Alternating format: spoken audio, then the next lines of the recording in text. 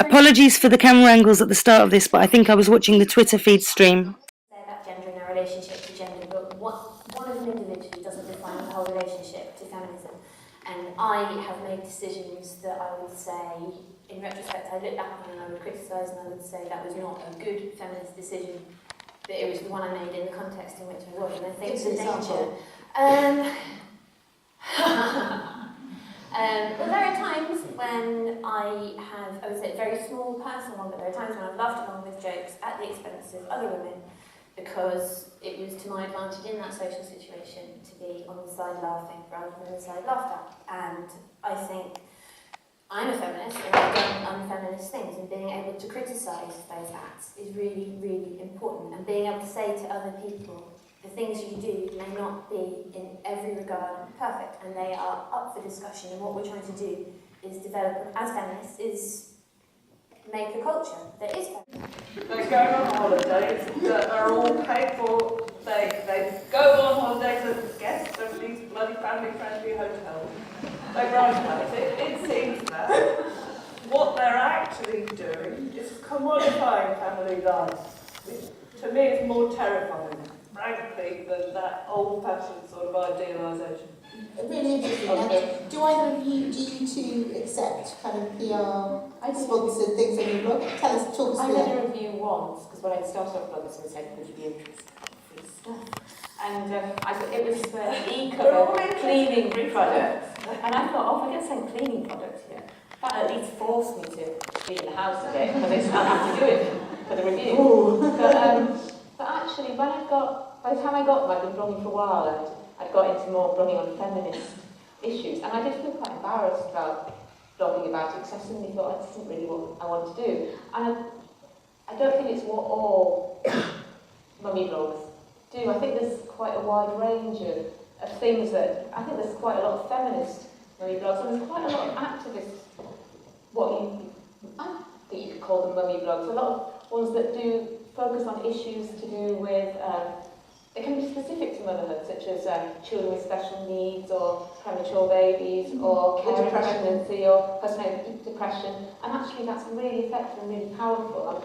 I'm not a fan of writing about brand stuff myself here. I try to make it as funny to do, but I felt quite embarrassed. Is it a fair point for yourself that there is a kind of bit of commodification of this space going on? Absolutely, yeah. I mean, without doubt, that's because brands can see how engaged blog readers are, and it's moving on from being just within on TV magazines to now being on blogs. And as a blogger, I absolutely take advantage of that. And so what kind of things? So I work with brands, whether it's a sponsored post, whether it's a review, a travel review, that kind of thing.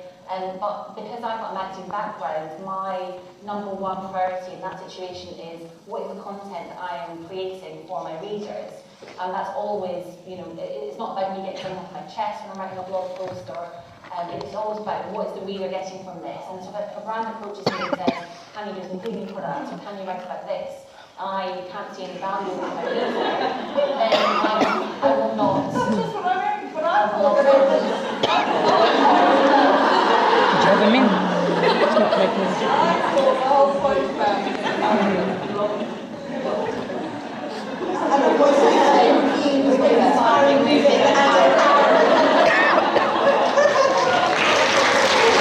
Which one are they clipping up? I think, so much of a certain kind of microblogging is about that packaging and selling of this very specific kind of going very hands-on mothering. And when I first started working in journalism and magazines, I worked in crafts, and a lot of craft blogs are by women who choose this as a way, who choose craft as an occupation, that let them there and do blogs are very family focused. They present a very pristine version of the family life. Is that which is a fiction? No. It's not feminism. It's very much entering into a version of the family, which is both a. Oh, our tweets are gone. Are we being censored? Too distracting. But do you imagine? describing here, but if you imagine that there are a bunch of, female mum bloggers out there who are perhaps all mum, or perhaps they've given up a career to bring up kids, is that not quite an empowering thing that they can create this space on the internet and work with brands and do it in a really engaging way and create feedback and make money out of it? Is that not a brilliant thing for that person to do?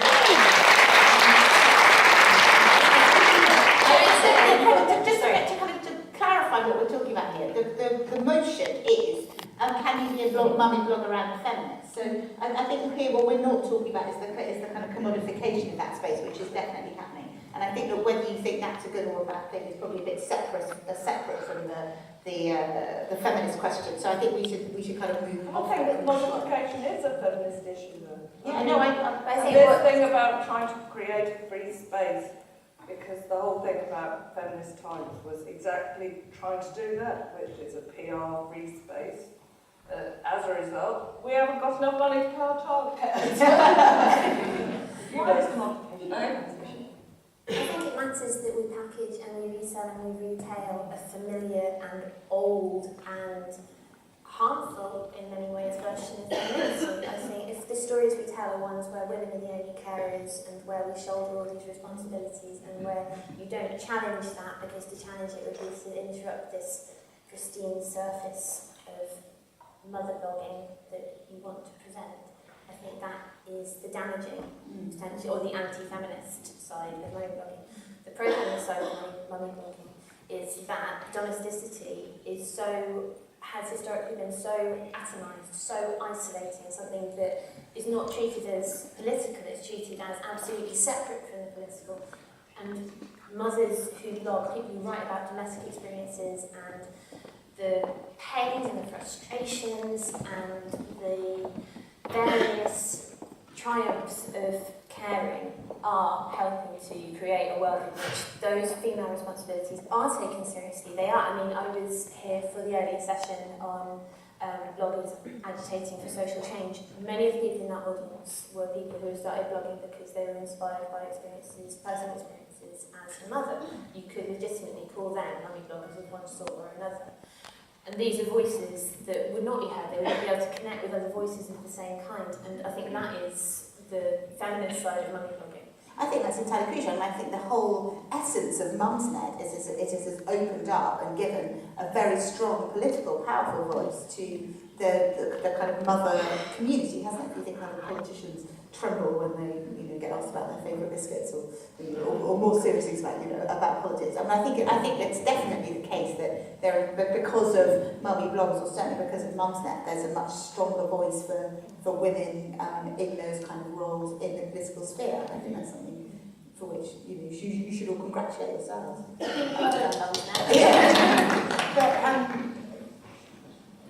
What do you think, Katie? Well, I was just thinking that I mean, it's great to give a voice to the domestic sphere, that's an important kind of thing to do. But as soon as you make that, I don't see why that's a feminist issue. I just don't think. Because women are the ones who do most of the caring, and because caring is emphatically shut off. Then the assumption is that the domestic sphere is a woman's, It's not. and then that to me is anti-feminist. Well, I think the truth is, the truth as things stand, is that caring is largely shouldered by women, and we need to talk about it. We can't just pretend it's not an issue, not a thing that happens. And you need to valorise caring, you need to explain why it's important and why it is something that people should want to do. If you're going to ask the men to take a chunk of it, because they've had it fucking easy for years. They've been rolling along. But isn't that the problem, that women are doing the majority of it? Don't we need to address that? But I mean, how just let them highlight what they're doing. Or glorifying it or commodifying it. A daddy blog, in a way, is more feminist, because what it's doing is undermining the idea that the domestic sphere is just a woman's sphere. Not necessarily, because some dads say this is the life that we live.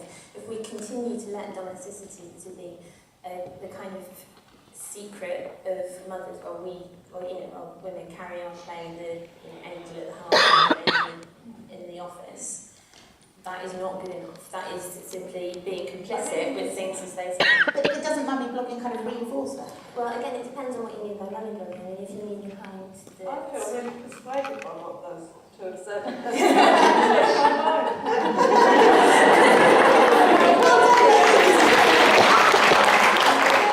I'm wondering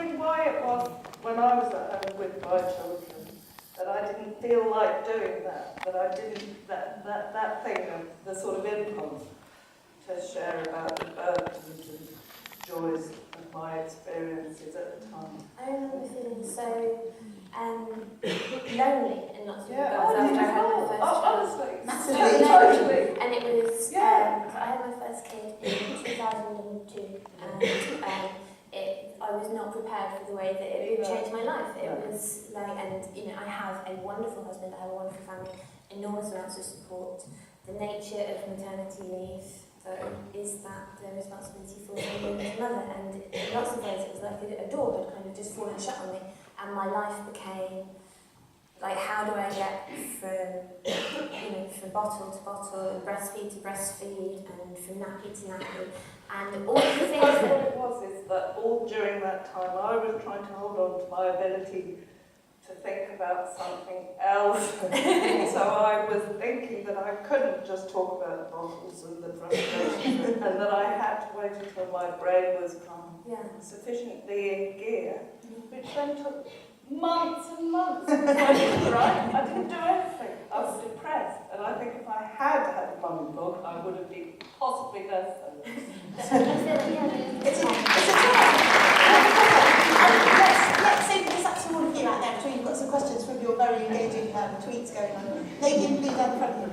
I think it's really. I was really interested. You say you define feminism as being activist. Why do I have to be activist about something? Men don't have to be activists. Just be men. Why be? Because why can't I just speak? You have to speak. I don't think feminism is being a woman. It's just that's what being a feminist is really.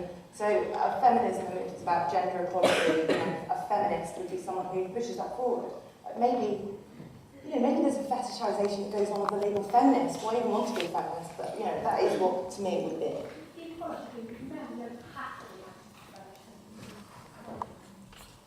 Yeah. But we live in a culture that we have But to if decide a man wanted to be called a feminist, he would have to do something active, not just be a man.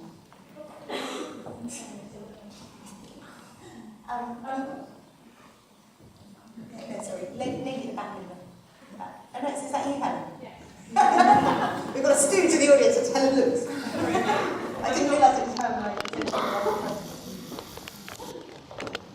I'm not a mummy, but I am a blogger, and at the risk of making myself quite unpopular, I was reading the Twitter one listening to you, and it strikes me that the tone reminds me a little bit of when people talk about video games, which is the other thing I write about. Quite defensive tone, actually. And I wondered, who do you feel under attack from? Because clearly there is a feeling that this is something that is denigrated. Who do you feel is looking down on mummy blogging? Yeah. I think there's a general cultural attitude that the things women do are a bit crap. And I think you can see it right from the playground. You can see that boys' toys are the good toys and the stupid toys, and girls' toys are the kind of pinky offshoot that is more likely to break than the boy version.